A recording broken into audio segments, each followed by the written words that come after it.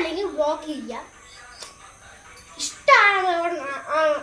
ഇഷ്ടമാണ് ആൾക്കാർക്ക് ബ്ലോക്ക് ചെയ്യാം. സബ്സ്ക്രൈബ് ചെയ്യുക, ലൈക്ക് ചെയ്യുക, കമൻറ്റ് ചെയ്യുക. ഒരു സ്റ്റാർ വാങ്ങിച്ചാണ് ക്രിസ്മസ് ഒക്കെ ആവാനായല്ലോ. സ്റ്റാർ വാങ്ങിച്ചു. അപ്പോൾ സ്റ്റാർ ശരിയാക്കിയിട്ട് ഇരിക്കാം. ഏതെങ്കിലും ഒരു തവയിൽ കൊണ്ടുപോയി അതുകൊണ്ട് ആ സ്റ്റാർ ശരിയാക്കിയിട്ട് ഇരിക്കാം.